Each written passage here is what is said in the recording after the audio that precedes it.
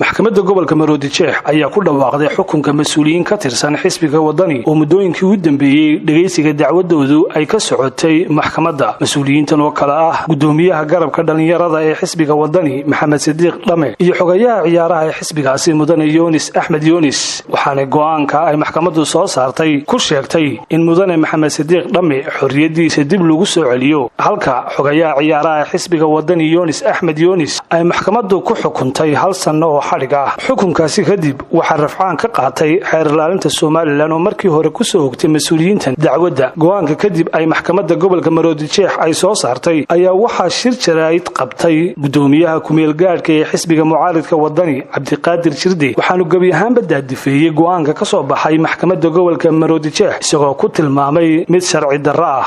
xafiiska xeer ilaalintu wuxuu ka sii warqabay xukunka ay maxkamaddu soo saarayso, waxaana caddaynuu ah markii maxkamaddu bixisay amarka sii deynta Maxamed Sidiiq oo qoraal ah waxay soo gudbiyeen ogeysiin racfaana oo ku sheegayaan inay racfaan ka qaateen xukunka oo muddo sii hayntiisa diyaarna u ahaa. waxaa caddayd oo garyaqaanadii u doodayey eedaysanayaashu ee meesha fadhiyay sheegeen in xeer ilaalintu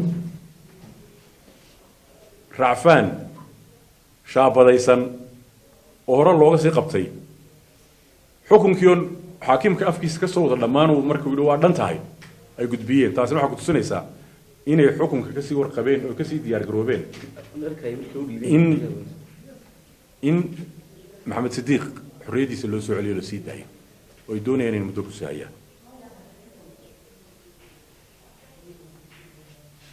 waxaa muuqata in xadhigga mas'uuliyiintaasi yahay mid siyaasadaysan oo sababta oo wax eeda oo ay xadhigga ku mutaystaan lama keenin maxkamadda horteeda iyo caddayn ku filan. waxaan u aragnaa xadhiggooda xadhig siyaasadeed ee faldambiyeed ay ku kaceen oo ay qarankan khalkhal ku geliyeen oo ay dad ku kiciyeen oo ay ummadda isku direen iska hor keeneen. maxkamadda lama hor keenin, markhaatiyadoodiina may caddayn. marka waxaan ummadda u sheegaynaa in ballanqaadkii ay xukuumaddu noo qaaday ee madaxweynuhu kow ka ahaa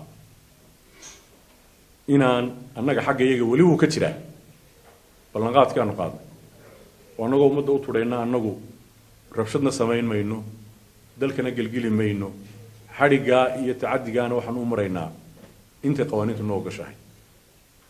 se waxaanu ka digaynaa dulqaadka dadku uu soo yaraada. ninka fuligay haddaad erida uun dee maalin ku soo jeesan doona. bal fuligaa la erayaanu nahay red line baa jira, red line kayana la gaadhsiinin, haddii kale waanu soo jeedsan doonaa. markaanu soo jeedsanana dee waa la iskala baxayaa qaynuunka. markaa qaynuunka waa la iskala bixi doonaa. marka maalin walba lagu eriyado ee dulqaadato ee tagto annagoo dadka u tudhayna inteedii baanu ka sugaynaa iyaguna inay gartaan oo dalkay dadka u tudhaan.